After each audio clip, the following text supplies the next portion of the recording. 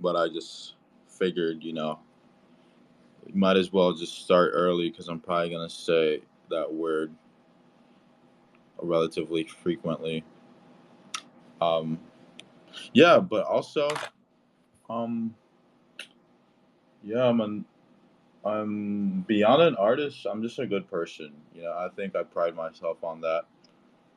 Ironically, I don't think pride is something that's associated with goodness, but I just try to Mhm. treat people fairly. And yeah, that's the brief rundown. We could get into some other stuff. Yeah, totally. What was your upbringing like? Could you talk about the role that art has played in your early life? Some of the first things you remember creating, maybe some of your first genuine interests? Sure. That's a great question.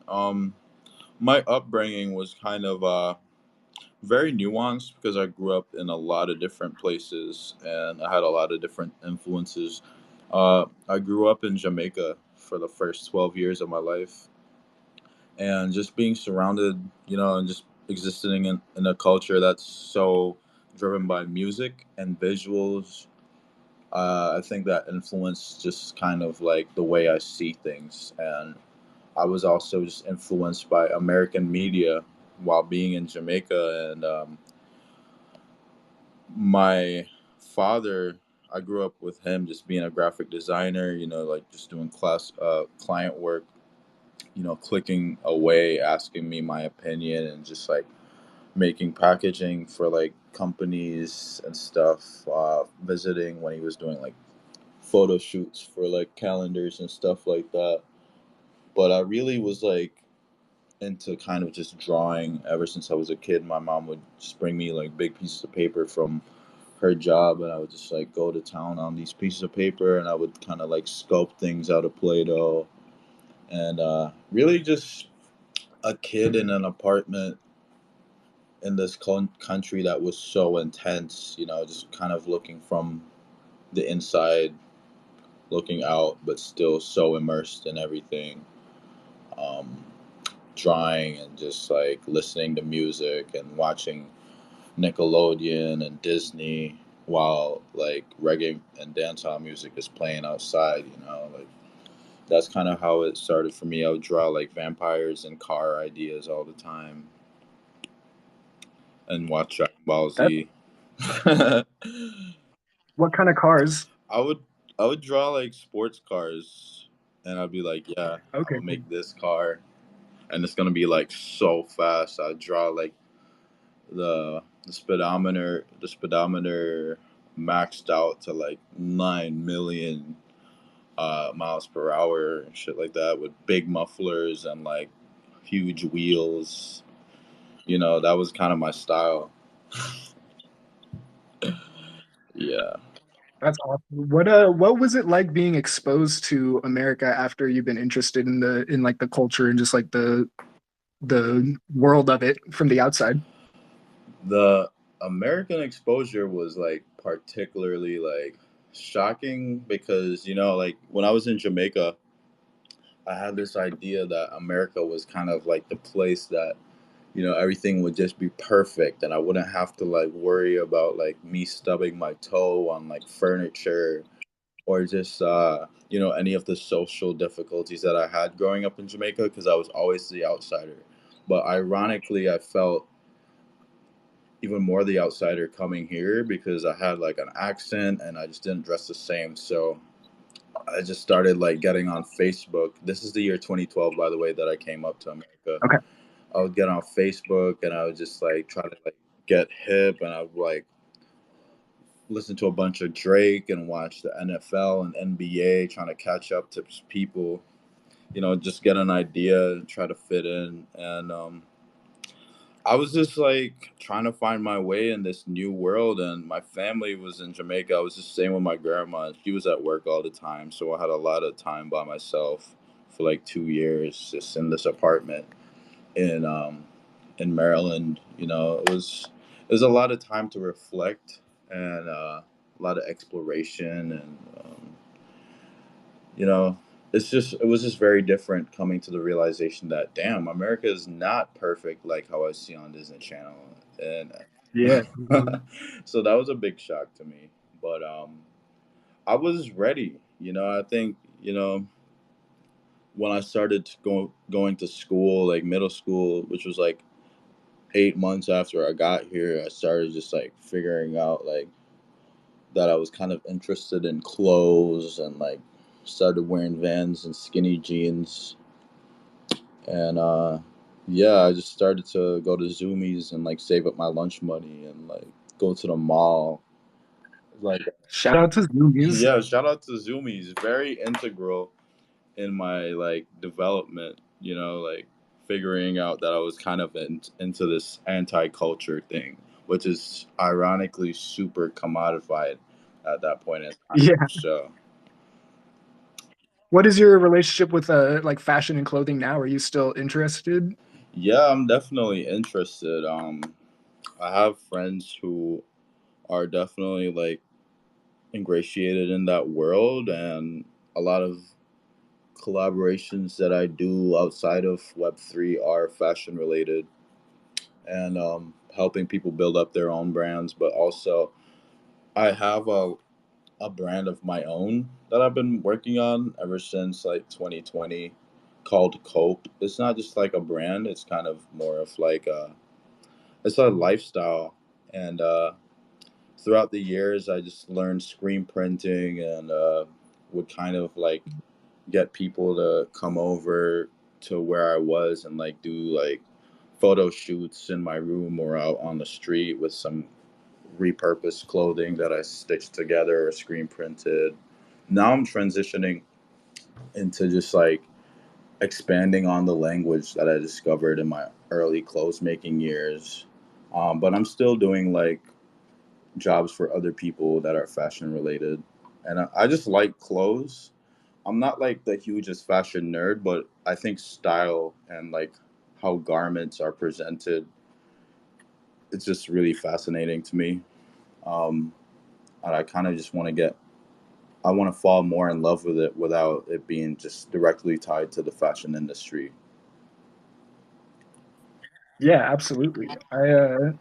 I would agree. I think it's a lot to do with I hate the word aesthetic. That's like the worst word to use, but it's almost like yeah, I don't really care about like the brands and stuff, but when I notice somebody who really is like thinking about their way that they present themselves into the world, it's like it's a cool thing. It's like people are like their own little video game characters. It's kind of crazy. That's cool. That's really cool, actually, thinking of it like that. Because that's kind of what it is. I mean, I kind of see the world that we live in as sort of like a video game, and like with that, there's kind of like a whole design aspect to it. So just trying to like bring that to the surface in a way that's more enjoyable to me and visible and enjoyable to other people, and just seeing their take on that is really cool. I think that's the coolest thing about fashion is like bringing that fantasy element to reality. Yeah, totally. It's such a unique way of personally like personal expression. I love to see it. Could you talk about cope as a lifestyle? I like that you used that word as opposed to a brand. What is that? What does it mean to you? Yeah, sure. So I mean, I'll talk about like the origin story. uh, Okay. Around like 2019, late 2019, I was kind of like at this college and I was like really thinking about dropping out. I just stopped going to classes and just started making like a bunch of music on my laptop and just like started drawing and getting really into like my personal art as opposed to like just following like the curriculum and like showing up to class and stuff. And then one of the days I was just like working on stuff. uh I kind of like had this vision for like a star sculpture that was circling me, and it was made out of like metal, but like the kind of metal that a sports car was made out of, right? So it was like red and kind of sparkly like a Ferrari. I was like, damn, like I just need to get that idea like out. So I cut out this piece of paper and it just like looked very flat, but it looked like a logo. I was like, this seems like special. So I was on the computer. I threw it into Photoshop, and then right next to the screen, I saw the word cope. I was like, "What?" Like something just like clicked. So I put it under the logo, and I was like, and I started to reflect, in post, just like, what does that mean for me? And then like this whole philosophy just like started expanding, and I had like this infatuation with the yin yang symbol in certain like uh, Chinese and like Asian philosophies, and a lot of it has to deal with like duality and balance. So I was kind of like just running with that, and then I discovered what it meant for me. And to me, cope just kind of means like changing the perspective of a situation, So, like for example, like somebody just might be like, "Damn, that duck over there is so ugly," like, but on the other hand, somebody just might see the ugliness of that duck and like take so much inspiration from it, and even if that duck is themselves, like I think about like people with like deformities and stuff like that who just don't let that affect their life in a negative way and kind of try to embed that and own that, and just like repurpose it and use it as their strength. I think that's kind of just like the philosophy behind it in terms of just like a metaphor, but really it's kind of just like also when you explore like the actual definition for cope, it stems from like the idea of like a battle, which I also found really interesting because I've always been interested in like martial arts, and I took a bunch of martial arts growing up and like Dragon Ball Z and like all this anime stuff. I always like fighting, right? Just like the idea of Mhm. it and the language of it. And I think in our life we all have a battle that we fight, but I don't think we always lose. Even when we think we do, it's that perspective again, and that like give and take aspect of every situation. Um, like even though you lose, you kind of take something away from that situation. Like maybe it could be like this, or you really just like an open canvas as like that. Every situation serves as a medium, like whatever occurs, it could just be interpreted as so many other things, and that being applied to somebody's life, whatever situation that you're in, you can like reinvent it and embrace it, and your flaws as well. Yeah, absolutely. I agree. I think too, a lot of times when a situation doesn't go necessarily as planned, a lot of it's really easy to like chalk it up to a loss. But it's like nine times out of ten, it's really like it's a cliche, but one door closes to open up another. Like if it's about perspective, like you said.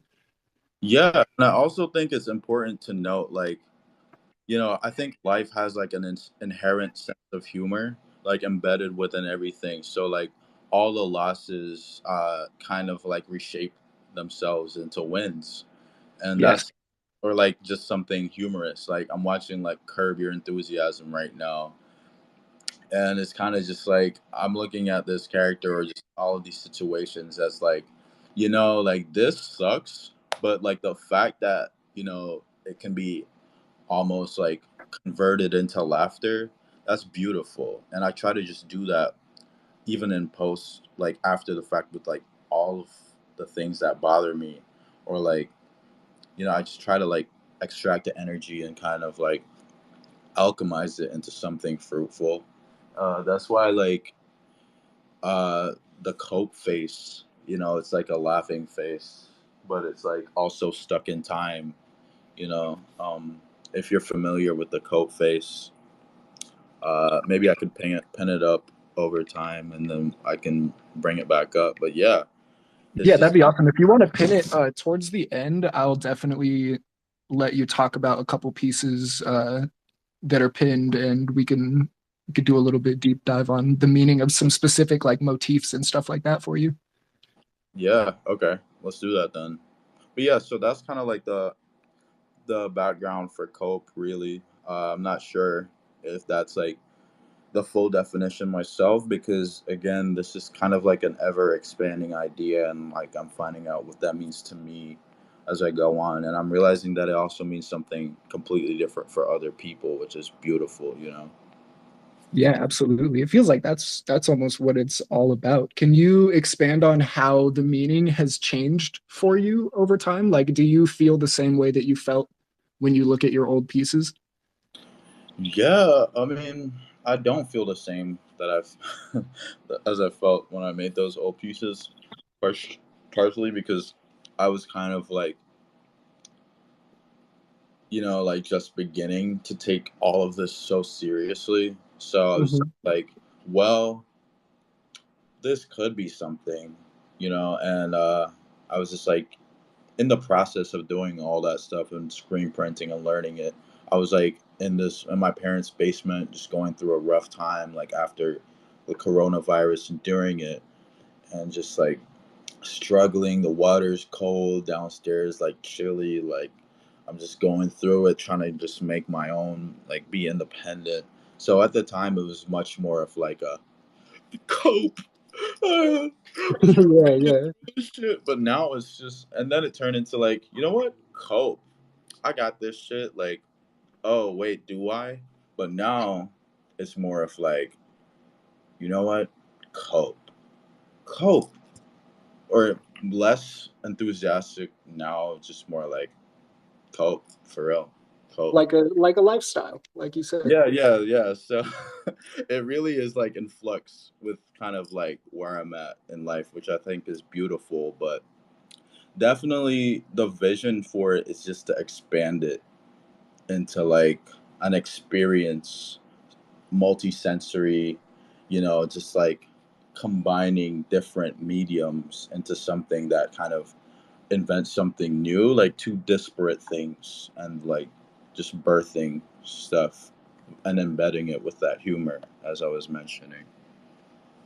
Yeah, absolutely. Are you a spiritual or a religious person? Yeah. I mean, I grew up going to church like all the time. Jamaican culture is like very very religious intensive, so it was church every Sunday, and like all my parents and family members, like they were very set on just all of that, like, and I was, but I always had questions that never got answered. So kind of like I was put into many positions that I had a lot of time to myself, and like throughout the discovery I realized like most of the issues that I had with religion was that the power just seemed so externalized, and but also the issue was mainly with the church. So I started to like go inward, and during my college years I started to get a lot more philosophical and just like trying to take responsibility for my emotions, and that comes with just like acknowledging the self.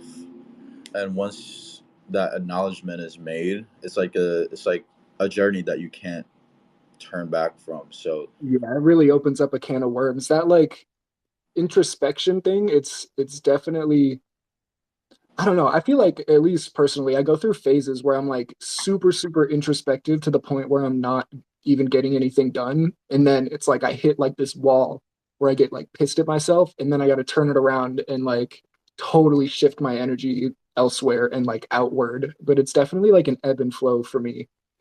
yeah, and I think that's the point, like it's just kind of like riding the wave and all that stuff about like be like water. Like I think cliches hold up for a reason, and that's something that I've also been discovering. It's kind of like the laws of the universe, but that exists within us in a social dynamic and also a spiritual way, because like this is the dimension that we're in, and I think some things just ring true. Like just like how there's textbooks with chemistry, there's like textbooks throughout history about just like human nature. And that's, we can always say that it changes, but I think it's cyclical, and some things just like are compounded with like historical changes as well. So yeah. Yeah, absolutely. Um, hmm. Let's see. I don't know if I want to pivot. Let's okay, are you sober? What's your relationship with intoxicants? That's a funny question. I dabble, if I'm being honest. I think my psychedelic experiences arise in my college years, and that kind of just opened me up to a lot of just like that spiritual stuff that I was talking about, and you know, just also my perception and like interaction with music. It kind of like enhanced my synesthesia and just like my association with different senses and like colors and stuff. But it also just made me a much more open minded and forgiving person and like feeling less like, like a victim to everything and kind of trying to embrace the beauty. Particularly, these feelings arise under the influence of like uh, psilocybin, but Mhm. with LSD, that experience was my first psychedelic experience, and it kind of just gave me the impression that life was just more than just existing within your body or in a community. It's like something that you can mold and like, it's an interactive force that only exists because you're here.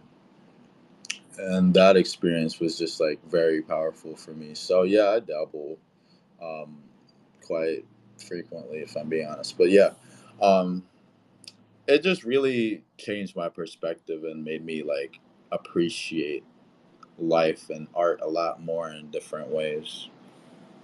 Yeah, definitely. I feel like psychedelics give me sort of an anthill feeling, but in a positive way, where it's like I feel like everything I do from just breathing to like everything I do throughout the day has an influence on this whole grand bigger picture. And I don't know, I just think that that's something it's really interesting to think about the like macro and microcosm of just everything. It's Yeah. kind of it's a trip, unironically. Yeah, I feel like the most trippy thing is that feeling that like you're in the center of this all, but then also Yeah. realizing that, everybody is kind of here with you. And to me, it just mirrored like that feeling of like, damn, I'm everybody right now. And Uh-huh. nobody is me in this situation. So I feel like that's also like an embodiment of that duality that I was mentioning, where and this humor where it's like it's this, but it's also not this.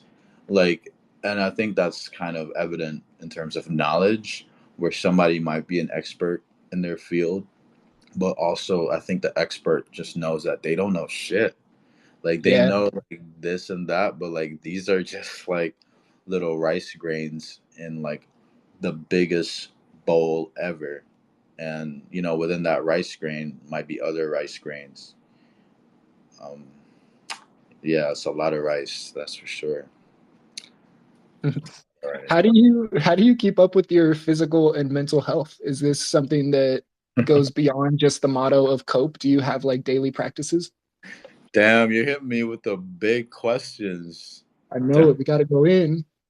Honestly, I think how I keep up with my physical and mental health is kind of just well, let me start with the mental.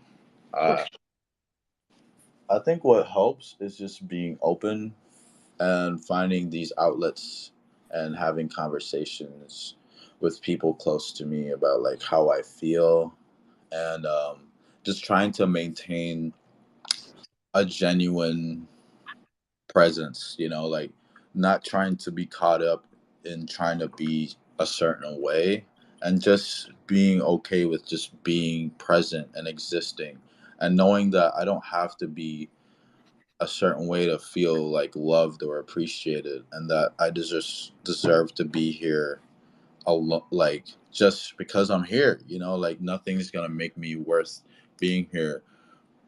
Because if we think that way, then like people who aren't in positions that like would allow them to exist comfortably, we are gonna view them innately as less. Like people who have less, if we think that way, we're just gonna see them as less. And like it's just I just been subscribing to the golden rule all my life, you know, like treat other people as how you treat yourself. But like if you're treating yourself like how you treat other people, I feel like that really reflects on you. So you got to start treating yourself well.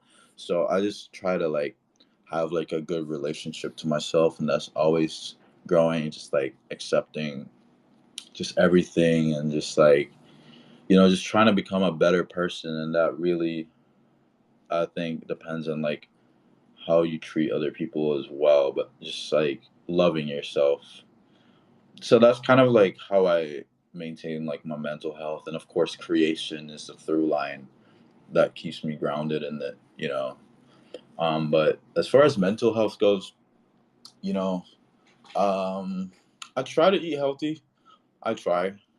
And I stretch occasionally, but I do know that I think that's like something that I could just get way better at because I used to be a gym rat. I used to do all these martial arts, and ever since like I just got so like caught up in just like the professional side of just like the creation and creative process and like being an artist. Like I've just been giving less attention to that, but I'm making it like a point to like just get better at that. Like, and I see it. Yeah. It's just like I just got to pick up those dumbbells again and like just like do some push-ups, shit Mhm. like that.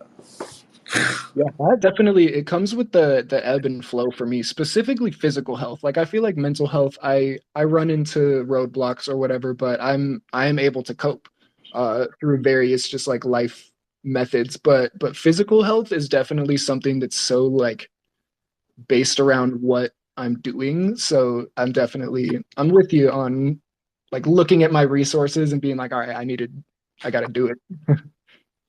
Yeah, and those moments when I decide to pick up a banana or like eat an apple instead of just like going to McDonald's, I just feel like that one decision makes a difference, like it always makes a difference. Those little decisions. Granted, I'm like puffing a vape right now, like I'm also jerking my knee, so that jerking of my knee is probably burning calories somewhere, keeping my like tendons and like my calves active. So yeah, so I'm doing a little something to balance it out, right? It's all about that balance. What Yeah. this kind of ties into that a little bit, but what kind of changes do you want to see in yourself? Are you a kind of person that's always wanting to change, or are you comfortable? What do you feel like you'll look like in 5 or 10 years? Not career wise, but mostly just like you as Alex. I was telling my girlfriend today that I just kind of want to be less attached to people's perception of me, and just getting less caught up in that, and feeling like growing up, I always felt like this sense of like inferiority, and it would just drive me crazy because I didn't know where it was coming from. But I guess I was often chastised and punished growing up, and Jamaica is like a tough culture to grow up in, and like when you come to America right after and like no one's here, and it just feels like, oh shit, like like you kind of start to beat up on yourself, and then like there's that whole self-image thing.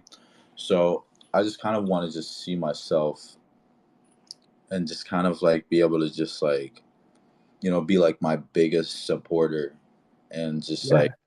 unconditionally love myself, and just not have to like look over my shoulder all the time and think like, well, am I being judged or punished for my present state of being right now? Like I think that's something that I would deal with a lot, but over time I've gotten like really good at dealing with that. But it's like it's always something that you can like we struggle with as just human beings. So I kind of just want to just like smile more, and just like Yeah.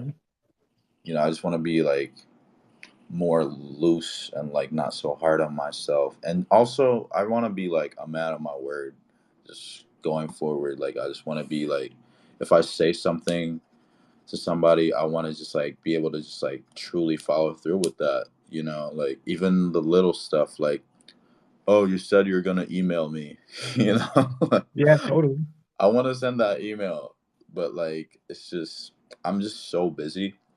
In 5 years, I was asked this question like maybe 4 years ago, by like this therapist I had, and I was just like, well, I want to be driving a BMW. I want to be like financially secure, you know.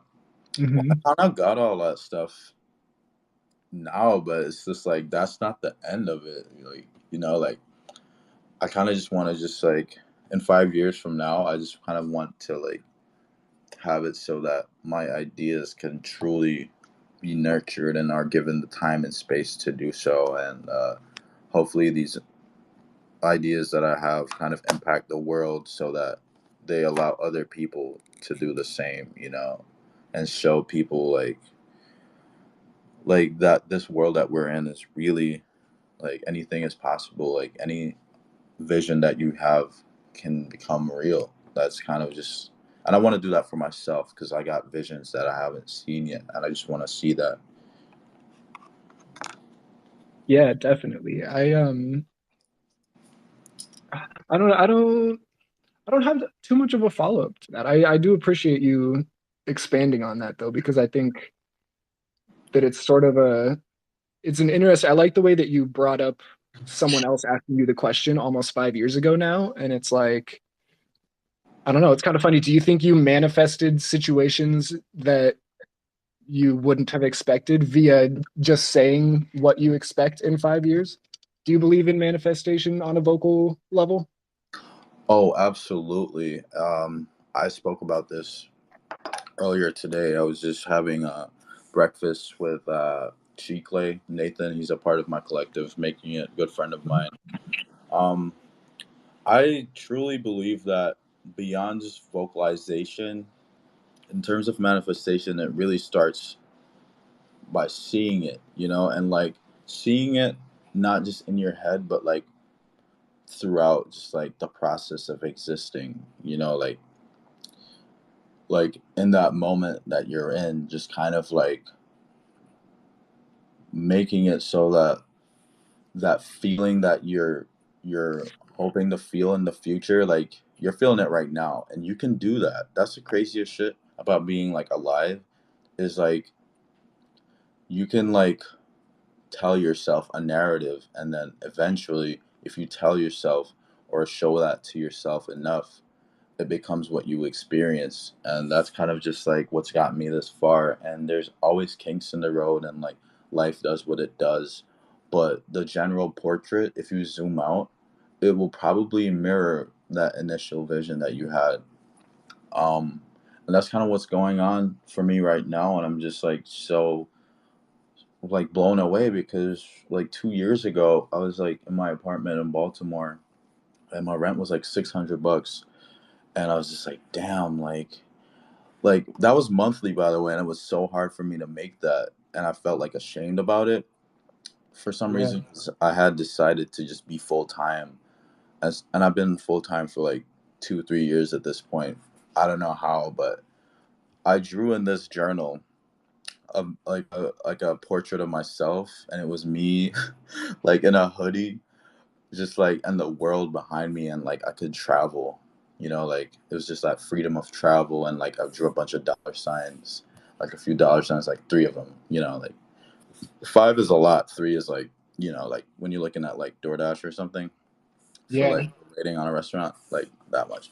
But yeah, so I was like, if I could do that, that'd be great, you know. And like if I could just have at least $500 weekly in my bank account, that's it. And I drew this down on paper, and like fast forward, and I'm kind of just like living that, you know. So I just feel like for me that was just like almost miraculous in terms of just like seeing something and then making it real, because I could have easily just like backed down from this, but like seeing that in my head, that version of myself, you know, like see myself like sitting down on a couch like 5 years, like that feeling, it's like it's less visual now and it's more like emotional, like that feeling.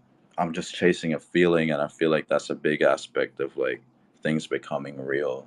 It's just sticking to that initial feeling. So Yeah, yeah, but, totally. How do you balance being grateful for where you are and also aspiring for more?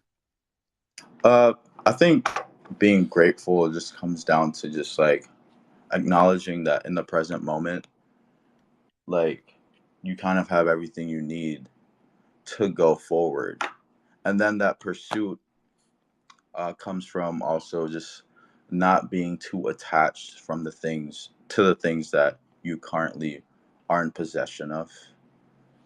So or have done. You know, I'm a big believer in not resting on your laurels because once you do that, you're kind of limiting yourself or just like remaining stuck in a zone that kind of doesn't really exist, but it's dangerous Yeah. like that because you can find yourself not appreciating the present moment. So I'm still in this moment where I'm trying to balance the two. Truly, I don't think I've mastered that yet, but I've just been very proactive by nature because I've been doing all this like internet stuff and like sharing my art and just expanding the visual language for a while now. Ever since I was like 13 years old, I'm 23 now. So I just also feel like that vision that I was saying, I haven't gotten to that yet. And I know every little drawing that I do is kind of like a small composite, a small fragment in the major like composite of things. Like, you know, those kind of like pictures that you zoom in and it's like something completely different than the zoom out, but all those individual elements kind of like make that one image possible. Yeah, absolutely. It kind Yeah. of goes back to the anthill thing where it's like everything is a grain of sand, but it is all for the thing, whatever it may be. Yeah, pretty much. And that kind of perspective makes it so much easier for me to just not be attached to like every little thing, but like appreciate it as well. Like, so like gratefulness, but like also like that grand picture. Because the grand picture isn't over yet. And realistically, it's not over until you're gone. But I'm not, Mhm. so I'm still working on that picture. That's the next one, and then the next one. And some of them are my favorite. Maybe I'll make those like the center of the eye for the grand portrait when I'm gone, but like maybe I'll make that like the little twinkle in the eye. You know, some parts are like the chin or maybe the Yeah, nose. But yeah, I love that. What's all right, I'm gonna pivot a little bit, but what's your relationship with Twitter, NFTs, and the current state of art? We can sort of pivot into a couple questions about making it after that. yeah. I was just gonna say that. I feel like I always start the sentence with I feel like, but I guess that's just kind of my Kind of perspective. what it's all about, Yeah. I feel like. Started minting stuff in February of 2021, and at that time, you know, things were like it was just a whisper and the excitement of how profitable things were. I wasn't aware of just like the community aspect. So my approach to all of this was almost purely financial, but Hmm. the work to like strengthen that, you know, like or like I had the work to like be like, you know what, whatever happens here, it will just be good for me to set that up, set it up for myself that I can create more of what I like more freely. But getting into the space and I had like all these like weird approaches to trying to like make it because I was like looking at like ferocious and people. I was like, damn, like that's crazy. So I was just like trying to figure it out. I was making like these like fake bot accounts to like just spam under like people's tweets of like, show me your NFTs. I was just like spam. It's like, damn, this shit is not working. And then I got into spaces and I realized like, you know, these are people here that actually have a vision of like a community and like embracing each other and like the future that they want to live in. So my perspective changed. And then I was still working on my own stuff, of course. And then I had ideas in relation to blockchain technology and like learning more about that like art doesn't just have to be just like drawing all the time and like sharing it and like doing shows. Like I don't know, like the traditional sense of art is kind of like it's definitely expanded now. So that happened and it kind of just informed just like the look and feeling of the artwork in itself. Um Now I guess my position with it is I just fell in love with just like the energy. There's this energy that's like indescribable. It almost feels like a vast electronic blank void canvas that people can come and enjoy things experientially, even though it's not to that point yet. It's much more dynamic. It's an art form of itself, kind of like expanding on social media as a medium in itself. So I just and it's ever changing again. We're early and I'm just trying to just like use this to kind of like elevate my vision because it's not the same anymore. Like what I see, like the my vision now has that DNA, that core DNA from years ago, Mhm. but it's like it's elevated now because of all of this and like meeting all of you. Yeah, I'm not sure if that answers your question, but It totally did. Have you, I got to think about how I want to phrase this. Um, have you changed in your artistic process since being able to just create whatever you want? Have you always been in a position of creative freedom, or have you gone down like the commissions and contract work route? oh my gosh,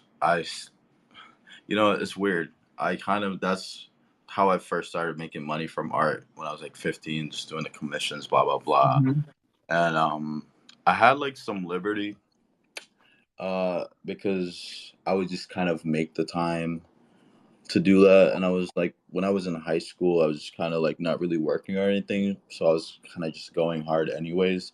But my work just like looked completely different.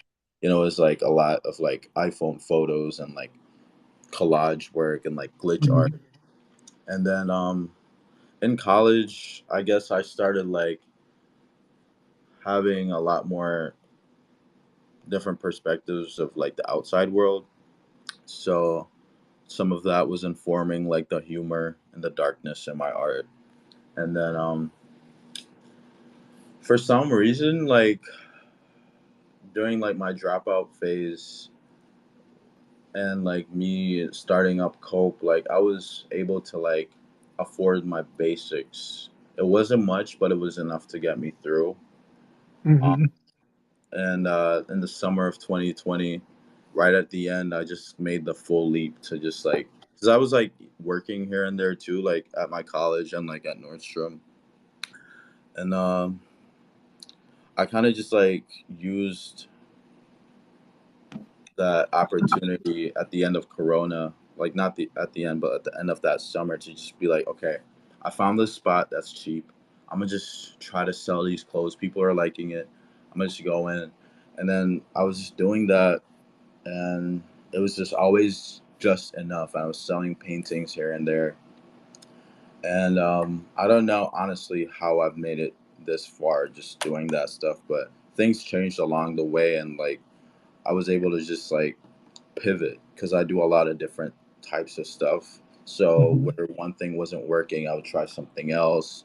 And then, it was working better than the other thing. And I'd try to pivot again. And like, it would always just get me to that next day, like on a day to day basis. Like, sometimes I'd only have like 20 bucks. So I just know like I can get the bag of bagels, might have to skip the cream cheese, get some more Mhm. apples, and if I can sell this one drawing for 80 bucks, then I'll be good for another 2 days. And but then the end of the month was just staring at me like, oh, you gotta make Yeah. that 600. How you gonna make that A month to month 600? cycle. It's fucking brutal. Yeah, it was very brutal, honestly. Um, it was very lonely and very hard, but I just had that, I guess, that drive to just like I knew I didn't want to fall back, on just like that vision. I just felt like committing to it entirely. So it was definitely at the sacrifice of my mental health in some moments, but I'm realizing it didn't really have to be. But I just really was just sticking to it, and things just started aligning here and there, like little things, like some guy down the road, like having like a studio open, and just like Mhm. have open that opportunity up for me to just like go there and paint when I can, and buying work here and there, and just like like introducing me to like other people who wanted to do the same, and like I'd pay my rent that month just at the end, which is perfect, like divine timing, and then I'd do it again next month, and like Yeah. these miraculous moments that were just like contingent on just like my belief kind of just made me realize like that's all I got right there. It's just like the belief in what I'm doing and like just the hard work. Do some of your old practices when you were in the day-to-day cycle still come through, or are you having a comfortable time like transitioning into being able to look, a month out or a couple months out? Yeah, some of my old techniques are still in play. Um, I got very proficient in Photoshop over the years, and Photoshop kind of just like for me affords me the ability to kind of like amalgamate my ideas seamlessly, and now like just always discovering like a new medium. So it was either like software that I'd been working with for years and like it's getting updates, or just like getting an iPad and starting to use Procreate, and just like taking the basics and just kind of like diving into them a little more. So now I'm kind of messing more with animation as well, and yeah, all that stuff, even like just me making edits on my phone, like these kind of serve to be like your foundation for where you're going. You don't realize it, but like it's like a DNA that like you're just it's evolving. It's mutating. All these variables, things change like super fast now, and like with that paired with like a consistency and a dedication, like I think things just like develop in weird ways. Like they cross over. You look around you, your friends are like doing things too. You get inspired. You watch a movie, new movies drop, like just ideas. Ideas just like kind of just like they're kind of like the oasis when you're in this desert of being, Totally.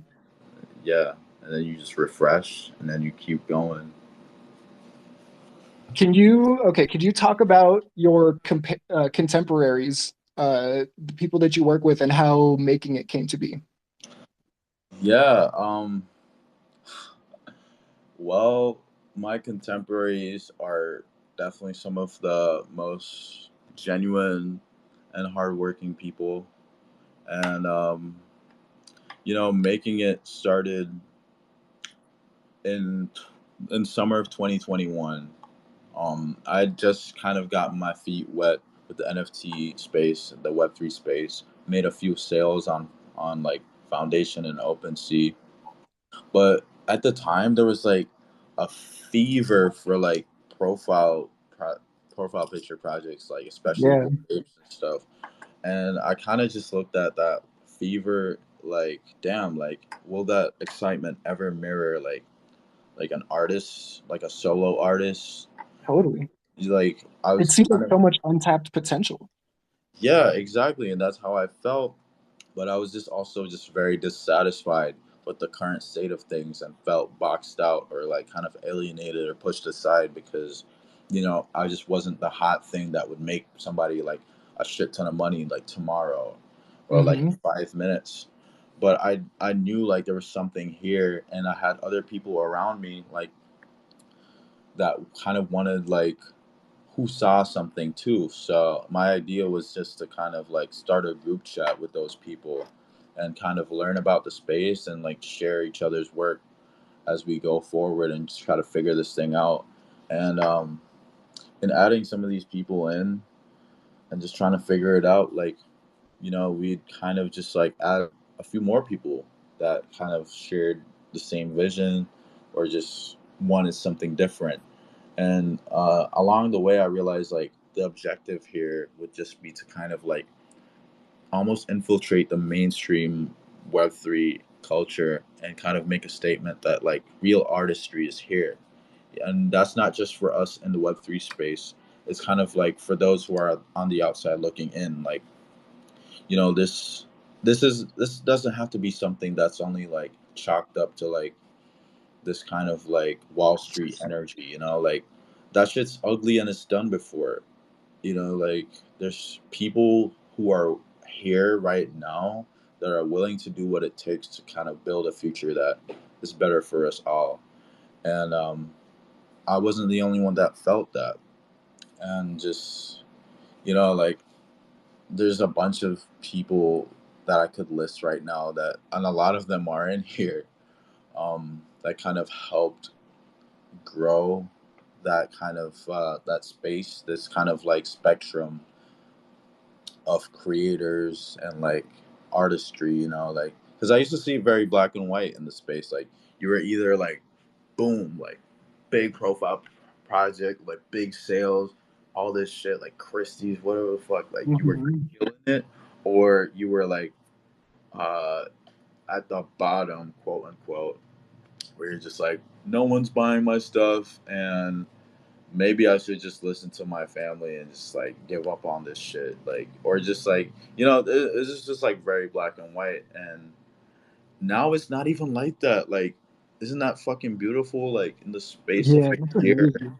it's just opened up so much to that there's more winners. That's kind of what I wanted to see. And I had friends that wanted to see the same thing, and just pulling together and like trying to make a statement that like it's possible to, but like you can't just do it on your own.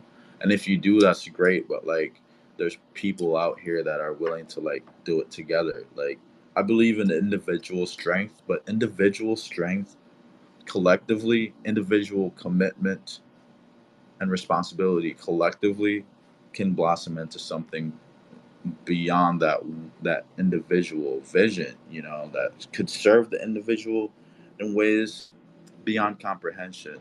So, and that's what we're doing with making it. And Burrito Dell is doing something great right now too. And I think it's just important to acknowledge just like the relevance to culture and history within this space and throughout these relationships. It's not something that it matters. It matters so much, and I'm just so glad to be a part of this. And yeah, I'm just thankful for the Making It team as well. They're just amazing. Like I'd have an idea, and just because I have it doesn't mean that I have the capability to see it through the end. But like, my friends do, and we put them in the same room. They're figuring shit out together, like new ways to do things. And it's all about just like acknowledging that everybody has different talents and strengths, and trying to just like shake it up together. Totally. I love what y'all are doing and seeing the compounding effect of all your hard work coming together and all of the artists involved just like getting their notoriety and winning is it's magic to see. It really feels like we're living on the edge and that's the coolest shit to me. Like I couldn't imagine anywhere else I'd rather be. Same, yo. Like I'm just so grateful that this is even happening, because I had been in a few internet communities growing up. Like I've been through it. Like even 2013, like that whole like what's it called, like cyber shit, where like everybody's like on their phones, like listening to Young Lean, and like those niche microcosms of the internet. Just also like it was also like an escape for all of us. But how I was seeing it, like this could just become like a way that we live our lives, and it could just become more beautiful than just like interactions on a screen. It could just like be something that like it's not something that we just have to be in a cubicle fantasizing about. Like we could like and like make this a reality, like that vision, that feeling of And it connected. can work out better than the cubicle. Definitely works better than the cubicle. Let's just acknowledge that the cubicle doesn't even work. Yeah, Like for it real, doesn't man. work for us. That's the thing. It's like it doesn't work for us, and I think we have to like acknowledge that as a as people, we hold more value than what we are told. And I think we just go throughout our lives just feeling like we're only just as good as our paycheck or like Yeah, however like our boss treats us. And that just kind of didn't cut it for me, and it doesn't cut it for anybody. And I'm lucky enough to be in a position where my life doesn't like isn't necessarily caught up in that. But I know some people aren't as fortunate, and that's just what makes me grateful. But I just believe that with belief and like commitment, like this could happen for anybody. You know, because everybody has something. We're all here because just life shit happens, but like along the way, we kind of like accrue a certain texture that's specific to us, and embracing that texture, kind of makes it so that we can go through this thing more easily. Yeah. totally. And I think you were talking about that like little voice in your head that like will tell you, they'll guide you to the right decision. And it's like it's something that we have all the time. I think we're constantly faced with these decisions to like either reject what is not necessarily comfortable, but what is inevitable. If you like reject inevitability and like embrace whatever just like feels right. I think that being an artist, it puts us in such a great position to do that. And then also, I think it makes other people from the outside reflect on their own acceptance of like the status quo and stuff like that. Because it's like if you see an artist who is successful, that just makes you feel like you could do anything, or at least for me. Yeah, actually, that was kind of something that made me feel great along the way too. Is like these success stories of like people who just started in the basement, and then just like started trying to do it, and then like kept trying to do it, or just kept doing it even though it didn't look that flashy, and then got a bunch of likes, and just kept to it, and then like connected with like minds, or just like found our voice in that thing, and then like eventually it kind of just like plays out in a cool way. I'm a big believer in intuition. I kind of make all my big decisions and just like my day-to-day decisions through intuition. And there's definitely like at this point a clear enough distinction sometimes between Yeah, yeah. like But at my this point too, you've had probably enough reassurance that it's like it ain't no going back now. yeah. But even then, that voice or just like life and your surroundings Mhm. kind of just feel like, are you sure no one else Oh is yeah. doing that? Like, think again, but that never made me feel like satisfied. Like it Mhm. never just did it for me. Like so I kind of just have to just be like, you know what? This intuition right here is like it's the only thing that got me this far. So I might as well just like polish it up and take it on a ride. Like keep the shit going. Yeah, and I'm so happy you feel that way because everything that you've created here is honestly beyond words and fantastic. I appreciate that so much. Really, like it's just it just means a lot hearing that, because I'll just be in the creative process, just like following that intuition, but also just the vision that I have, just kind of independently. And it's you never really anticipate like a positive reaction from other people, because you're doing it because you have to, like so. Yeah. And I haven't been used to giving myself positive reactions for that long. Like it's it's something that's like a learned process, honestly. Yeah, but you know what? You got to. You Hmm. got to, because we live in a world that it's not like validation isn't promised, and it's not the thing that's going to get you to the next step in your personal journey. Like, you got to be your biggest fan in everything that you do for yourself. Like, just because like somebody like tells you it's good doesn't mean that you should either stop there or that it actually is good enough. And I like it's acknowledging that you're appreciative of it, but like, how do you actually feel about it yourself? And it helps sometimes when you make a painting and you're like, this shit's trash, and then somebody's Hmm. like, I love it. But like, I think it really like comes down to just kind of like that personal experience with this thing that you've had ever since you were born, and it's not just embodied within that one drawing, it's a lifestyle. Absolutely. Absolutely. Damn. Okay, so we are actually past an hour now. Oh wow. I definitely, yeah, this has been flying by. This has been an awesome conversation. I definitely want to give you a chance to talk about some of the pieces that we have shared up here, but I also want to hear about your music. You just released a 50 project or 50 song project fairly recently, and I'd love to hear a little bit about how that came to be. And then after that, we can open up the stage and maybe have a couple questions from the audience if they have any. Great. So, um, maybe let me just start with the music thing. Um, Totally. so yeah, I started making music in 2019 on GarageBand, and I was just kind of like inspired by like the bedroom artists making their own music, like, and how like that was just like possible. And I started with like chopping up samples and like studying how arrangements of sound would make me feel. And then like I never like really like subscribed to like trying to make a certain kind of music. It was just like, okay, I like that, or I like that, and that sounds cool. And looking up on YouTube, like, how do I make it sound like this? And then along the way, I kind of just like kept doing that.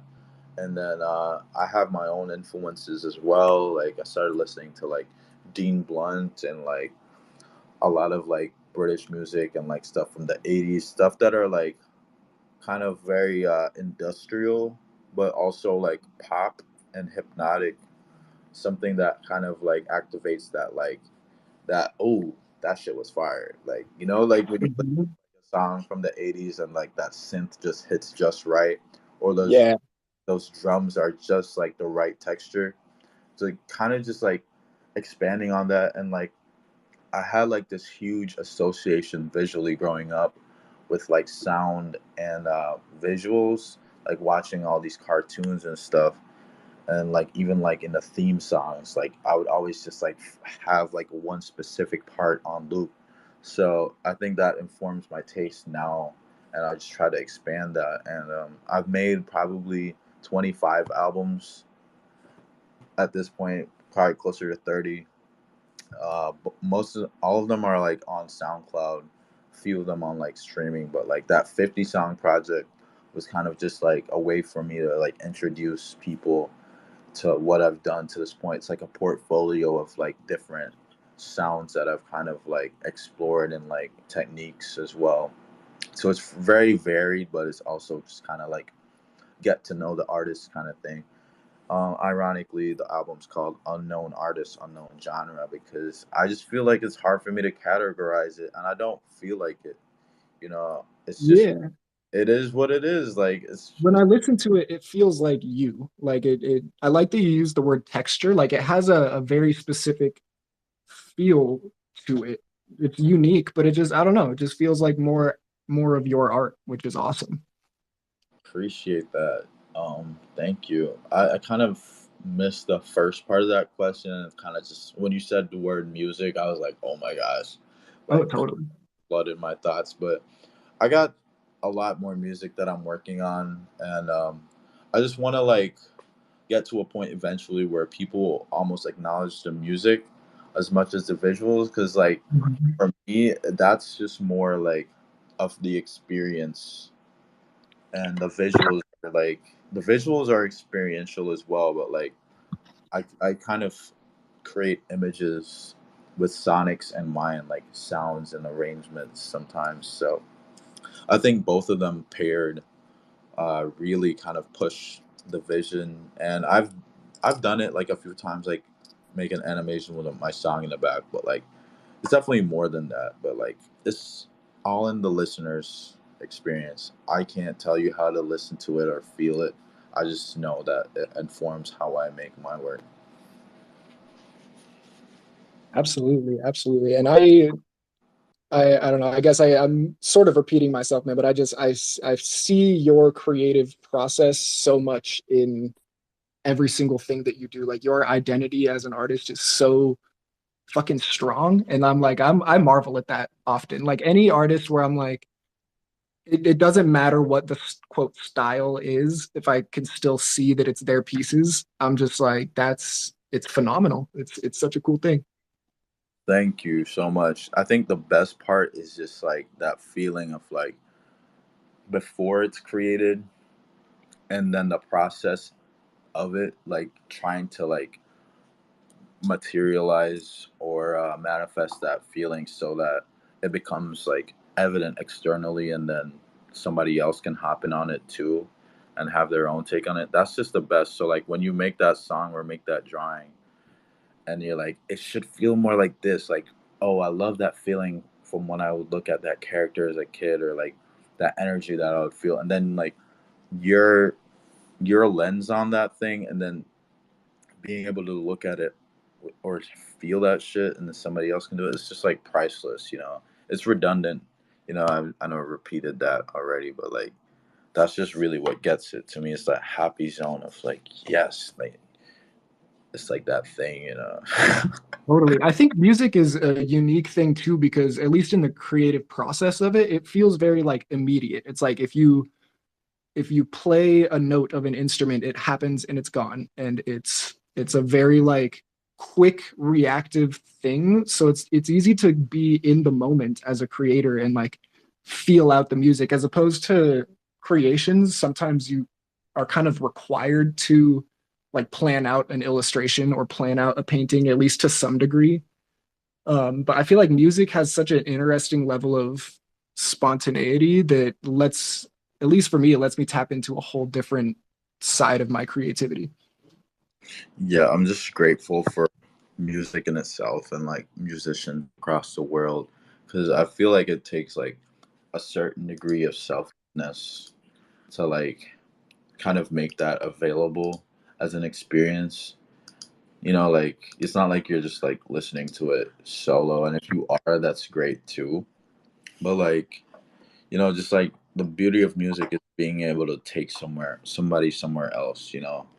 And Yeah. I just love that, and I'm just like so grateful that I got ears that work, you know, like oh my gosh. Ooh, And like, you know, I feel music in my skin sometimes, and I just it just really just kind of when I'm feeling like nervous or something, it just pulls me out of that, you know, for sure. totally. Okay, I think we can probably begin winding down a little bit. If you want to talk about some of the pinned pieces or pin some pieces, and then if anybody else in the audience wants to come up and ask a question, you are more than welcome. Um, but yeah, floor is yours. You can talk about any piece you like. I can search for pieces and pull them up. You can talk about what's up. Yeah, Sure. So I'm gonna just give a brief rundown of kind of like my biggest project to date. And awesome. I just pinned page 34 of my book called Volume 1. So I had this idea like entering into the NFT space that I kind of wanted to like do something that was kind of like the first of its kind in the space and just outside of it. And I had the idea the year before, like I should make a book, I should make a book, but I never got around to it. Then I just decided to like kind of explore this new style, like this multimedia style that would involve like sampling real life images and like using my Photoshop skills and like uh, analog skills to kind of like bring or push the vision together. So I was sharing like these pages for the book that I was making like daily, like as I would make them, with the idea that one day I would mint them as NFTs and have the book as well. So I was doing it and people loved it. It was something I hadn't done before, and when I released the book, it did really well. But the pages didn't sell when I first minted them. And I was still trying to figure that out. I thought I'd made this like great thing, and it didn't really pick up. Page Mhm. 34 is actually a special one because that's actually my car that I spray painted in Baltimore, and Yeah. I had made that artwork before I decided to drive my car down to Florida and just kind of start a new life there with my girlfriend who I met here. And like I made that drawing and I didn't know that I would be in that literal situation. So it's kind of like the artwork that kind of like prophesies like the future in a sense. So I made that page and I was like actually like 5 days later on the roads of Savannah with the trees and like the road like really yellow, that southern energy, and me just like happily driving to like this like unknown space. So that page is really special. It's page 34 of 200, and I re-released the book and the pages as NFTs with like a new contract, like a private like contract. Yeah, But thank you for that because I don't like OpenSea shared tokens. yeah. So I wasn't aware of like how it just kind of wasn't good for like what I was doing. Mhm. I just didn't know it was like because I just got into the space. I was like, oh, I just mint stuff. But turns out there's like a better way, you know. So I figured that out and had people that were willing to like help me make this a reality, and it really did well. Like it sold out like in 40, 30 minutes, and like there's Damn. cope volume one page holders that are really like happy with what they have, and it's just something that like I making a book was just like holy shit, like am I really gonna do that? And I did, and just the response from it was great, and that feeling of just challenging myself was also really cool. So I'm just really happy about how it all turned out. That's good. There's few better feelings than seeing through a long time idea and it working out how you wanted or better or how you could have never imagined in a good way. So I love to see that. Yeah, I just same. I mean, I just pinned the last page in the book.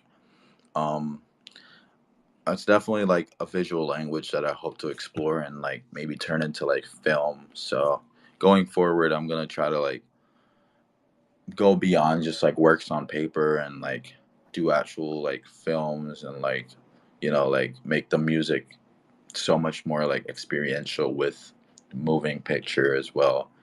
And like I'm also like I dabble in writing.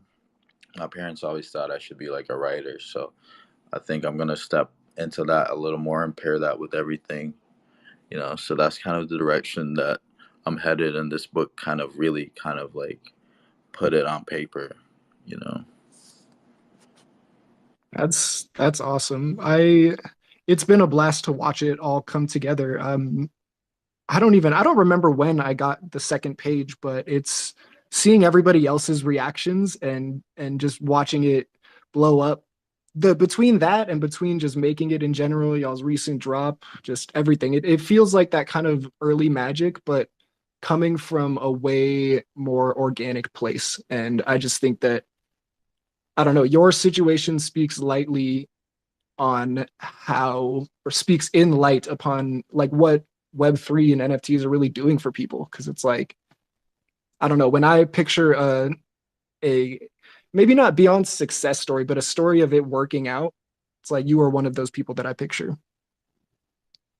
Thank you, and it just means so much to me that it did work out because I had so many moments of doubt, but like I just kept on trying, and like my friends, seeing them try to like actually do it, like committing to like making it work, it just inspired me.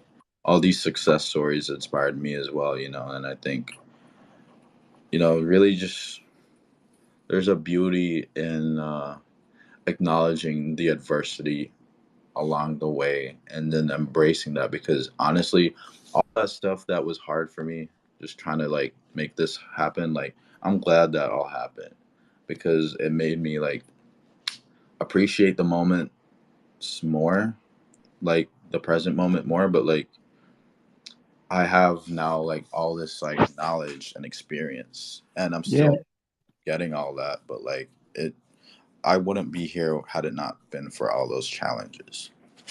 yeah, because they're all unique to you and your story, and it's cool to see you use those as building blocks for a whole universe.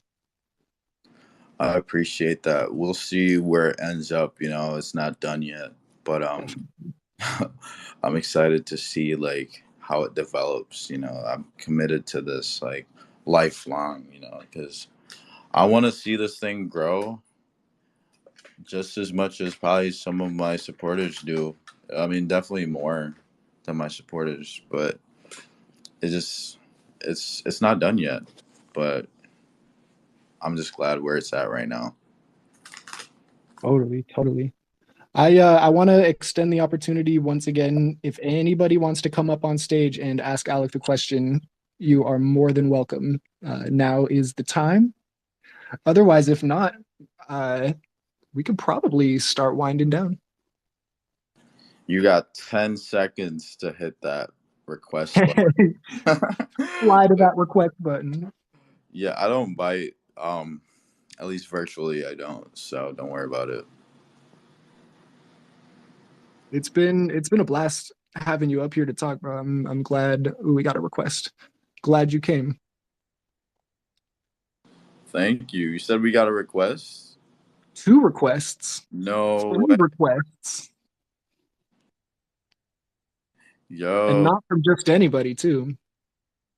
yo, what's up, Fungi? How's it going? Yo, it's going great. I've been like loving this chat. So yeah, questions aside, I just want to thank Tristan and Burrito and Alec just for their time.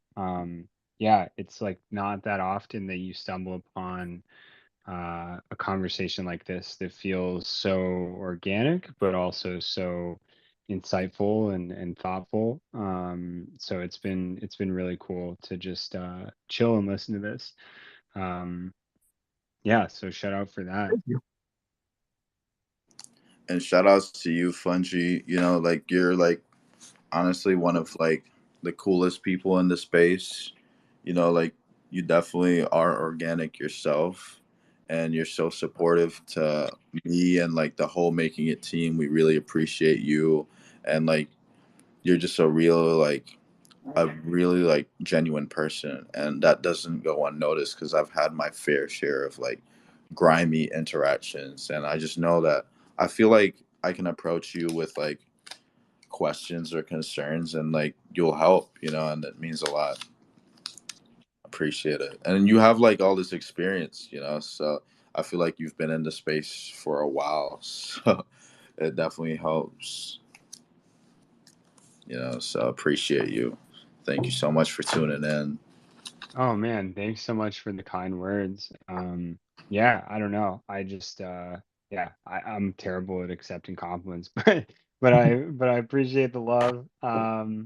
And yeah, try and do my best to cultivate my own good vibes. So I think there's enough bad vibes out there. And we all go through it, but like, it's important to choose what you give your attention to or amplify.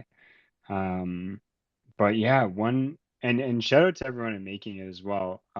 Yeah, really grateful to have found you guys and like to have found that auction. I was really excited for it to go down.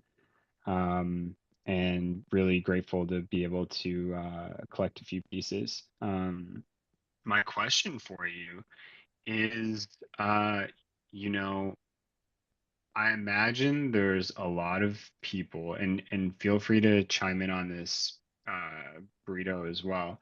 But I imagine there's a lot of artists out there that are looking at making it and looking at Burrito DAO and are wondering like, all right, like A, what are these? B, how do I get involved? Or like maybe more importantly, C, um, why might I want to do something like this? And how would I go about doing something like this? Specifically, like aligning yourself with the right people. Um, and yeah, and I wonder if you have any tips or maybe like you don't come across as someone who likes to tell people how to do things. But what was helpful for you, I think might be a better question, just in general for like cultivating this group of people and friends and fellow artists. Um, yeah, I'd be curious to hear any like decisions or filters or like, yeah, things that you or the group did to bring like cohesive vibes and stuff.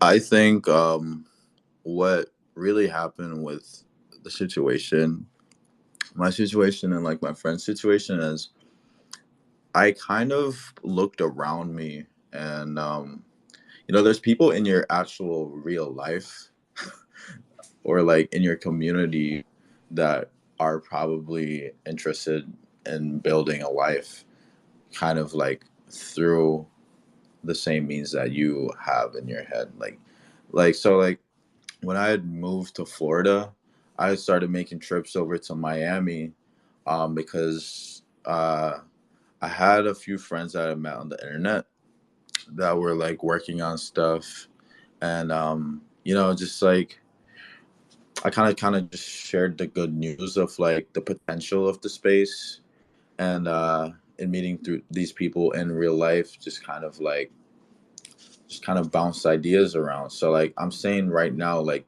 you probably have like a friend or like a cousin or somebody who's like in your city right now who's trying to like make it or make it out. And if you sit down with these people in your immediate circle, sometimes like you can like find ways to like find other people. Like if you have one light, that's good, but like you put two lights together, three lights, four lights, and then you kind of shine it in the sky, and like people will come. Just like finding people who kind of like resonate with you in some way, but also just keeping an open mind and searching for different avenues that haven't really been like explored before. I think that's really what it comes down to, is like charting uncharted, going through uncharted territory, not just by yourself. I mean, there's definitely that moment, but like finding people that like are curious as well. And even this, that's on the internet, really, I oftentimes reached out to people that I felt like we were on the same page, just like real genuine. We're just like, yo, love what you're doing. You're not even trying to sell them anything, it's just like expressing that you're appreciative of them. And like oftentimes those people didn't respond, and if they did, there was that connection there. And it's not like just because they didn't respond we're never gonna like cross paths. It's just like acknowledging that like this is like a long-term thing, and just like taking that risk, which isn't really a risk, to like voice your appreciation for something, or like how you, or share like how you appreciate something specifically with somebody else, just sharing, and just listening as well. But that's kind of how it worked for me. You'll find those people sometimes, they're just like right next to you, you don't even really consider that. So that's what I meant about keeping an open mind. And yeah, just kind of trying to see things through a different lens. Nothing is set in stone. Just because something has been some way for like 50 years doesn't mean that it has to be like that tomorrow. I'm like a big believer in that. So that's kind of just like that was a core ethos and like the mindset that kind of led to a lot of the connections. Like Andres is right here right now.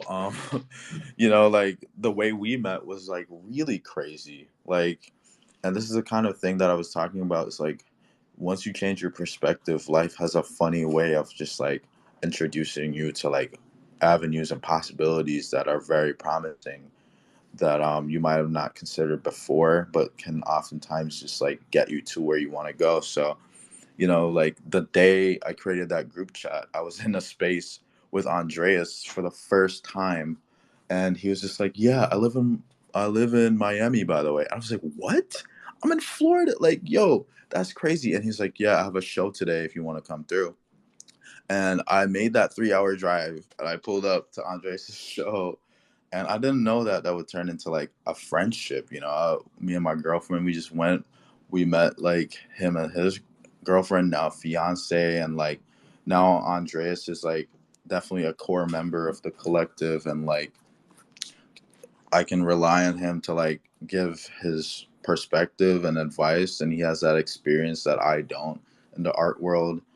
And it just wouldn't have happened had we not like decided to like communicate just for some reason, and him deciding to like share that information that he had that show that I did not know. It could have been in Alaska for all I know. It's like, who knows? Just like being like taking that risk to be open, but like I think that really helps. So shout outs to Andreas and the whole making it team. But it's just crazy now. Andres is definitely like a close friend of mine. Like we eat, and like we were planning like a whole show. It's just crazy, all from like a Twitter space. Like insane. Yeah. I go on man burger dates with this guy. It's good stuff. He gets mad at me if I eat too slowly. Yeah, I was just about to say you eat so slow sometimes. Like damn, speed it up, bro. Like Make me so self-conscious. I got questions for you, man. yeah, Andres paid for the burgers last time, so I gotta get him back next time. That's right. I demand 5-star dining. Hey, maybe it could be your turn again, and then I got you the next. Yeah, you got me on the third. But yeah, what's going on, Andreas? I have 2 questions for you. So let's start with the first question. What? Is what's it like to be a handsome, talented, skilled polymath? How does that feel on a day-to-day basis? Do you like wake up and piss excellence? It's weird. Like I think maybe I have been all these things my whole life, but it didn't feel like it. So it's kind of like being reintroduced to myself, and then like falling in love with myself on a day-to-day basis. Like maybe I'll love it more than I did yesterday. And sometimes I do wake up feeling like the shit, but I definitely know it's just like that moment that I do. And I try not to hold on to it and try to like actually believe. Like I feel like there's a difference between holding on to an idea and like actually ingratiating it into like your perspective. So like I've been trying to do that habitually in a way that doesn't just make me like some asshole cocky motherfucker. Like, I just want to like actually just like believe in myself and shit. I kind of feel a lot more handsome now that I'm like growing up 23. Didn't know But we when I could was address that bit. yeah. Let me address that. I felt less handsome when I was like a teenager, and I think I'm definitely growing into my looks.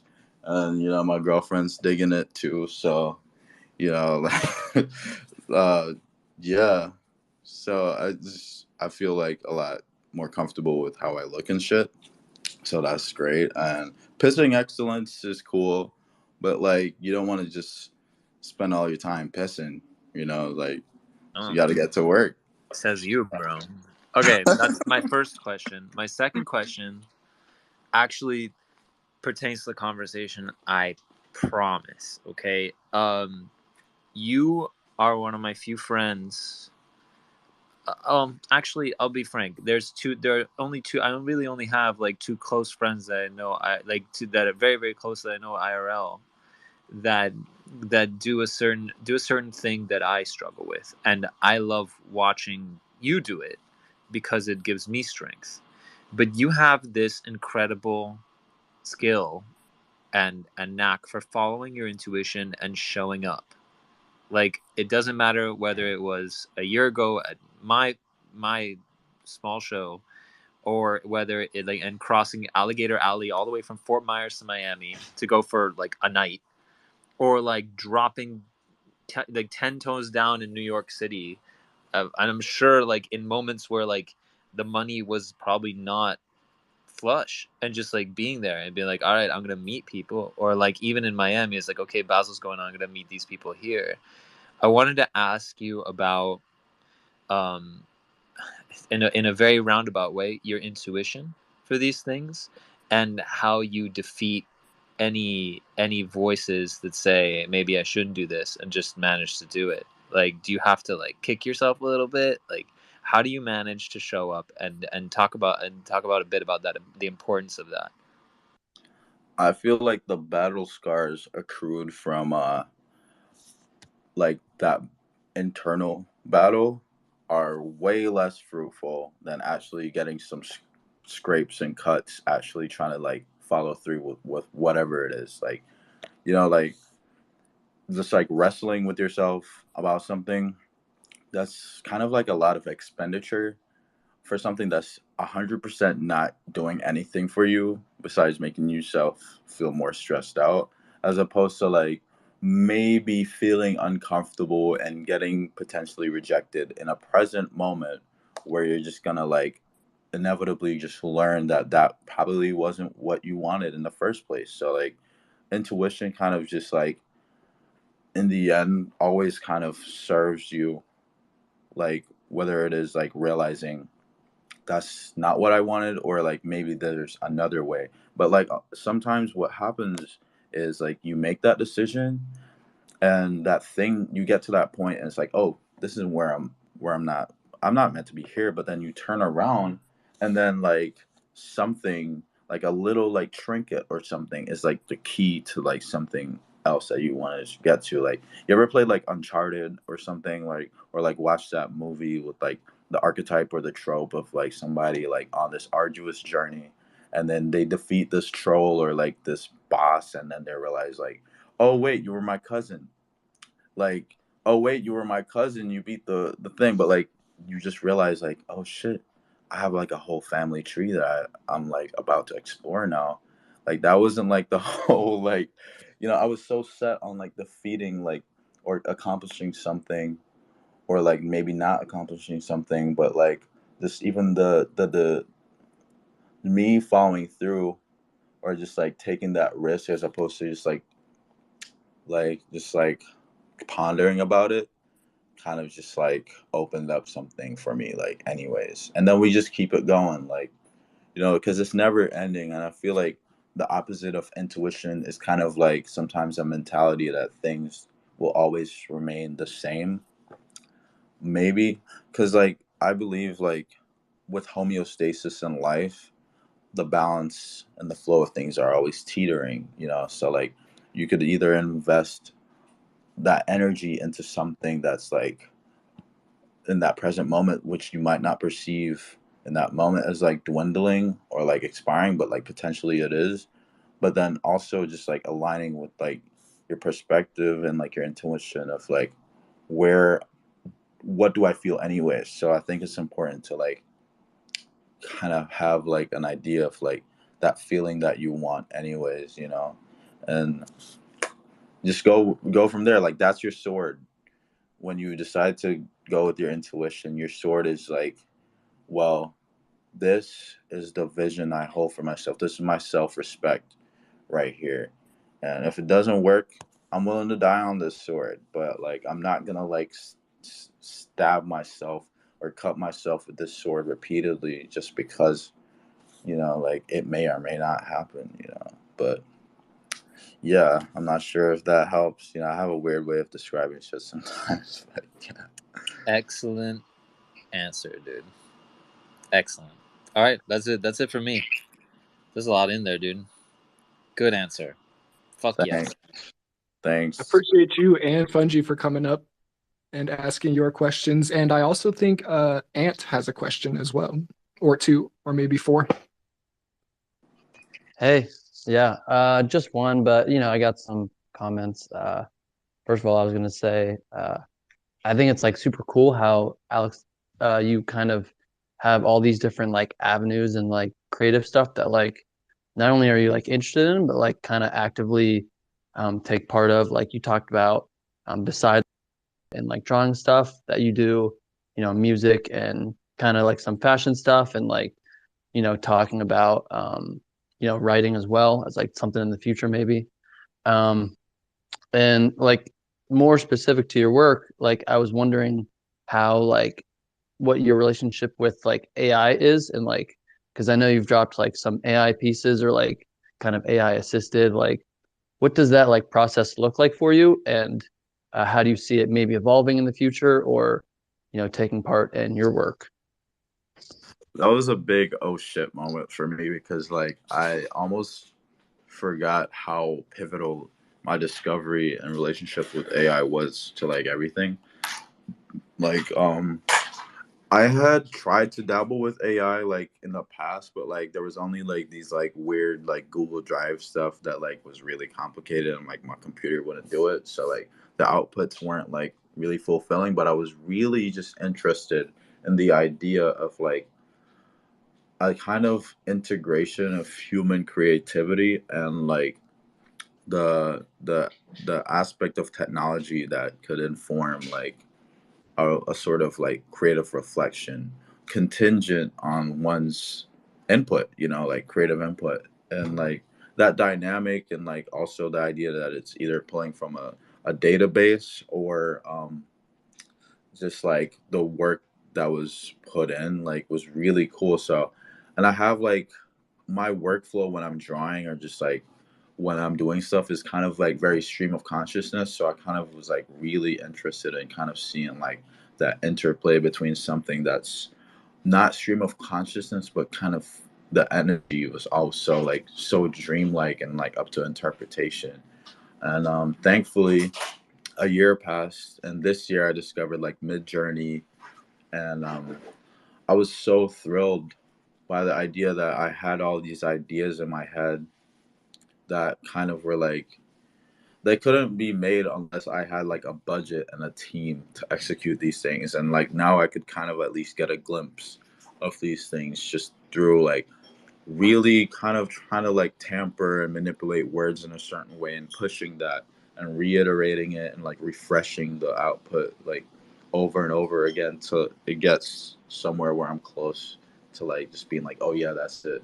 Like that was like a game changer for me because I don't draw realistically and I think very like pictorially a lot of times, and I guess I wasn't expressing a lot of that. So just getting the chance to do that and like also just like go off the rails and like make fairies and dragons and shit with that look real was like really cool because dreams inform my day to day a lot, and there's a dreamlike quality to these AI generated images, but also extracting like a sense of humor and like recognizability and the desire for it to almost have in some cases like a commercial energy.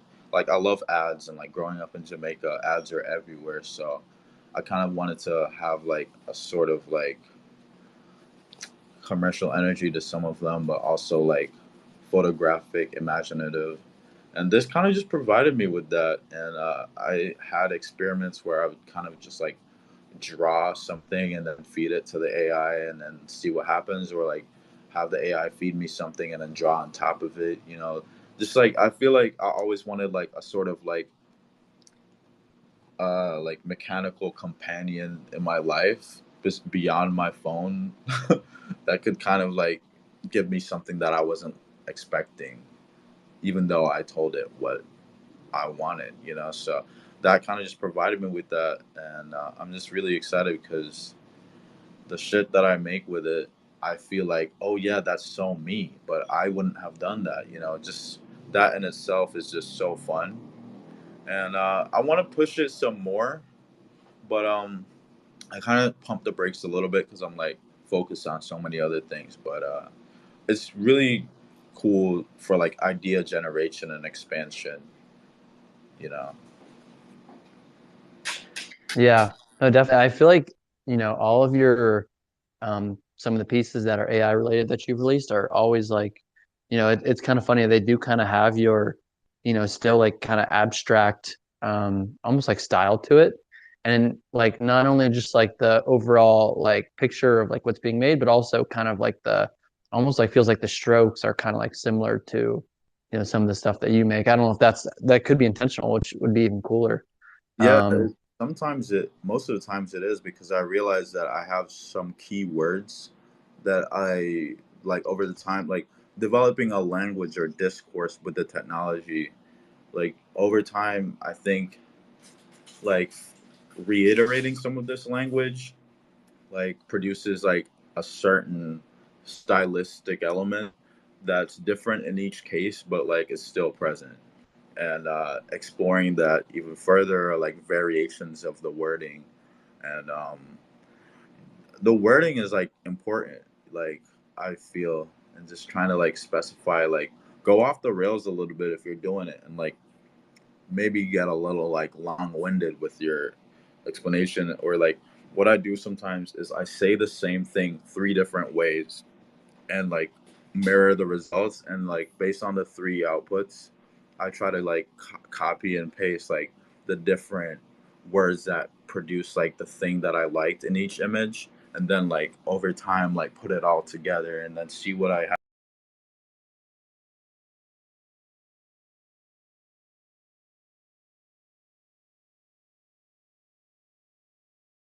have, and then refresh it until it's closest.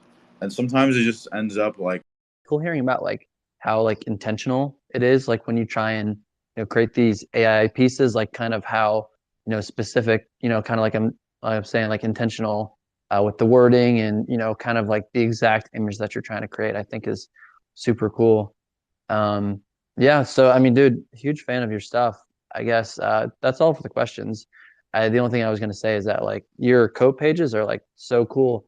I remember you'd always like tweet about like code pages like before the drop, and I had no idea. I thought you were just like cranking out these like, I mean maybe you were, but like cranking out these like crazy pages like every day with like new GMs and stuff. And I was like, what the heck? Like this guy's going crazy.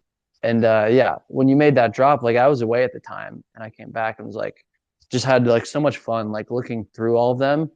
And just like like the perspective on like all of those images, like the art that you draw is like super crazy. And it's like, it really is kind of just like all about like the perspectives. I feel like of kind of each thing is just unique in its own way, which is super cool. thank you so much. Like that means a lot. Just let you know, like the pages were like done a year ago.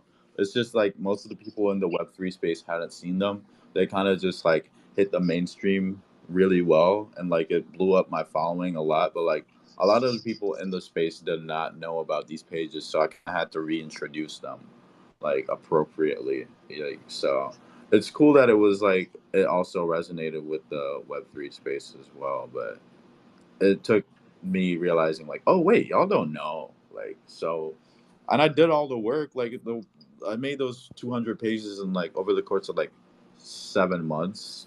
So I was like, y'all got to see this. Like, let me get this the attention it deserves. And like my platform was kind of elevated more so than it was. So I kind of saw it as an opportunity to kind of show everybody the work. But I appreciate it a lot. Thank you. Yeah, for sure, man. I feel like you always got like a super like cool and like fresh perspective. I remember, I think you tweeted one time about like how, like when you were younger and you said your parents kind of made you your own like domain and website, and you just kind of like ran with it. You just thought it was like the coolest thing ever. Like kind of a blank page. You can make it like whatever you want. And yeah, I think there's like such a cool story and like, impression that it seems like you got. And nowadays, like, I've checked out your website, I've checked it out before as well, but even that, as simple as that is like, super cool and impressionable. Thank you. Shout outs to my parents for that. I don't know what they were thinking. I was 11.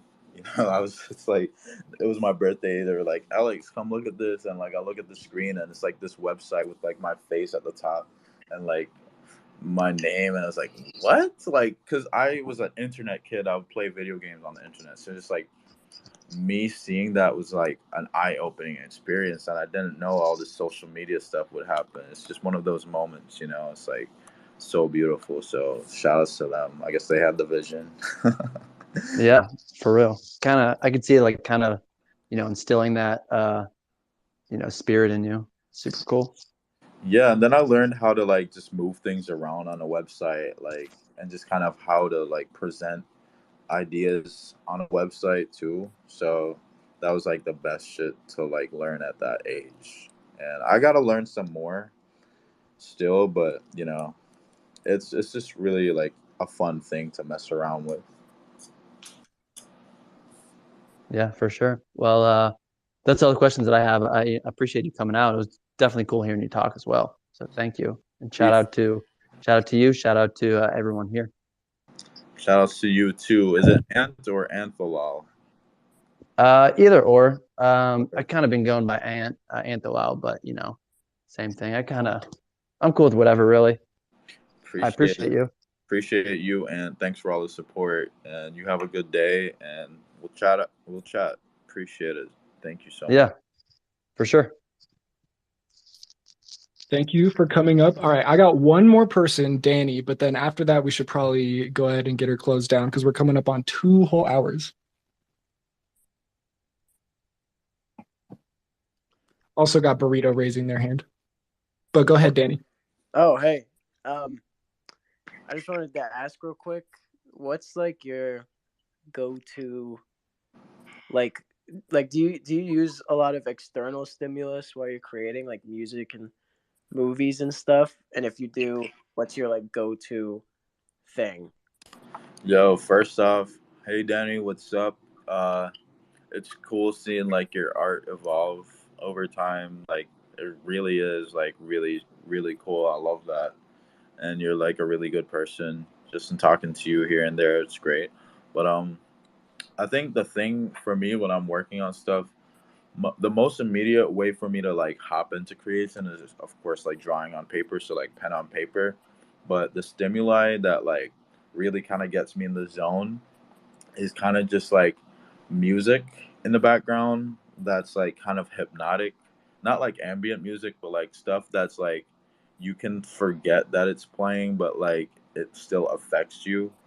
Like you're not focused on like the words. So like oftentimes words like music with like little to no words, or like words that are like really like cool performed like in like this weird way, like stuff that's really like left field kind of gets me in the zone, because like that's kind of like how I work too.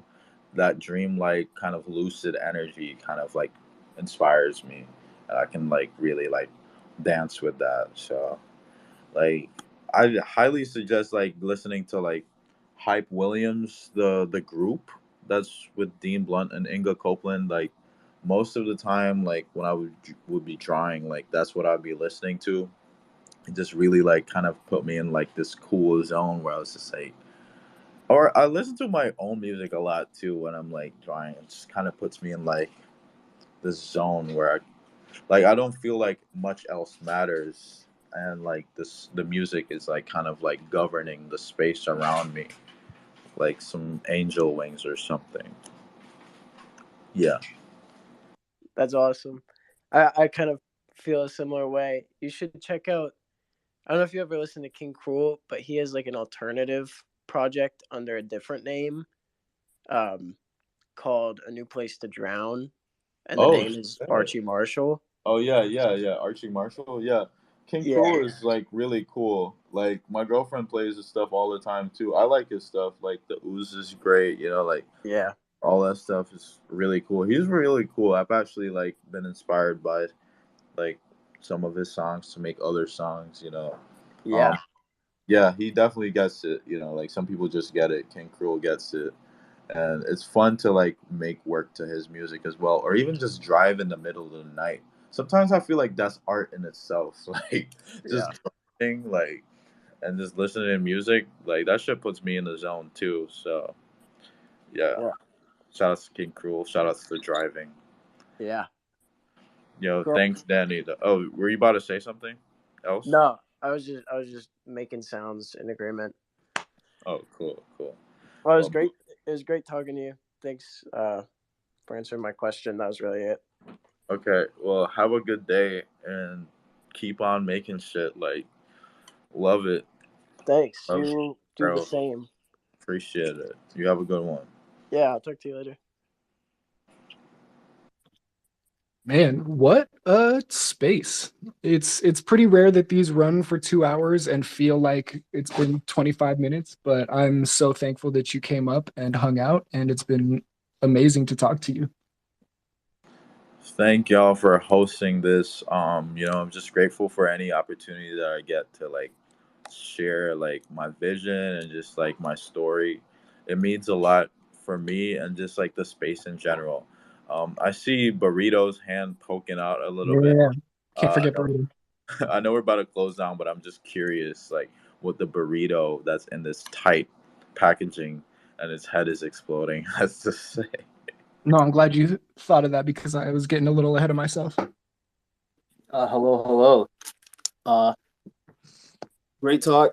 I just wanted to ask you personally, you were talking about how you get inspired by a lot of music, and a lot of other art. I want to know who was your favorite filmmaker? Because I find film is a very interesting thing and how it influences other artists. So I want to know like who's your favorite filmmaker? Or if you don't have one, like what is your favorite movie that has like inspired you the most? That's a great question. I had like a few phases, but the one that stuck the longest, honestly, was I was like a big Harmony Korine fan. I'm not sure if any of y'all are, but like just like watching his movies was so special to me because it was such a fresh perspective, and like no one was making movies like that, and he was like so young. So like also the energy of him being like young and doing all that stuff was kind of very inspiring to me, and just like the angle that he would see things and like the compositions sometimes like Julian Donkey Boy especially just like the textures and like just the freeness of it, and I think that has to do with like a lot with the process of creation and just like like okay, we got the loose idea here, we got the idea, let's just go and try to do it, and then along the way we just wing it, like, or just like make creative decisions like intuitively and like make it work, and we tie it really, we do the best at that, and that really was just like special to me. Like, I don't know, that was just like I would just grow up watching his movies and being like, some of the stuff I'm like I wouldn't do that, but like just like the energy and the textures, and like the characters especially was like really like fresh to me. Like I just hadn't seen that before, and like knowing that I could probably just do whatever I want, he kind of just opened that up for me, seeing like you can just, it doesn't have to be like a huge crazy budget like Marvel Avengers Deadpool shit. Like even if you want it to be fun or funny, like you can have it like actors that no one has seen before, and like just like treat it in a way that's like really personal. So that was really cool to me, and there's other people out there too. Like I don't even know. Like like of course, like Stanley Kubrick, his movies are really cool. It's like that energy of just like it feels like a comic book or something. Like that was really special to me. Like a bunch of these like some of these A24 movies are really fun too. I just watch a lot of stuff. I used to as well, and like I pull inspiration from like a lot of different things. But I really like low budget movies that are really executed well. Like some of Uh, that's like my favorite. I'm really glad you said that. And bringing out Harmony Korine as a favorite director is a very based and rare thing I hear. I didn't expect to hear that, and that's super dope. I also very much enjoy like low budget films. I love seeing people try to execute these like high concept ideas with just like scraps essentially. I always find that to be very interesting, which is why I love a lot of like Shinya Tsukamoto stuff or like early John Carpenter because it's very like not even student filmy, but just very like shoot and go, figure it out as we move along type stuff. I find that stuff very interesting. So yeah, Yeah. Yo, please DM me with some of these like movies. Like I'm always looking for stuff. Like I just got like this movie subscription. Like, just let me know what's cool, what you like, and I'll probably watch it. You know, like you put somebody onto a movie, who knows? Like, it might change their life, and that's happened to me a few times. So just hit Uh, me up with some movie recommendations. That goes for anybody in here. Most definitely, yeah. I also feel the same. I will definitely send you a recommendation after this. Yeah. Shoot, guys, I think we did a damn good space, if I do say so myself. You did, yo. Thank you so much. Like, Tristan, like, thank you. This is great. Burrito Dow, you're great. Everybody on stage, everybody who has been listening, thank you so much. Like, it's cool that you're even here.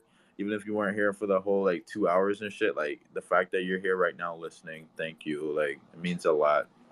Thank you. And thank you so much for coming and hanging out. It's been awesome to really get to know you and hear your voice and hear you expand on things that are important to you. And I think that you provided a lot of motivation and inspiration to a lot of people. Wow, that's amazing. Thank you so much for saying that. Really, and yeah, I just want to say again an eternal thank you. And I hope you all have a great day and just like a great life, honestly. And just like, I just hope that like you don't take the bad moments too seriously. You know, like that's kind of just like where I'm headed right now. And if there's a message that I want to share, like just try to see like the best outcome in situations, even when things seem like the worst. The best part about that is like it can only get like better after, and they always do, right? Like you'll always like be smiling at some point, you know, like that's what I think. So just maybe try to keep that in mind and have fun while you're at it too. So thank you and have a good day, everybody. Appreciate it. Yeah, y'all enjoy your nights. Thanks for coming out. And we do this basically every Monday, Wednesday, Friday. So come hang, come follow Burrito Dow, come meet some artists. Let's do the damn thing. Let's peace, y'all. Have a good one. Like for real. Have a good one, everybody. Take care, everyone. Thanks for this. Bye.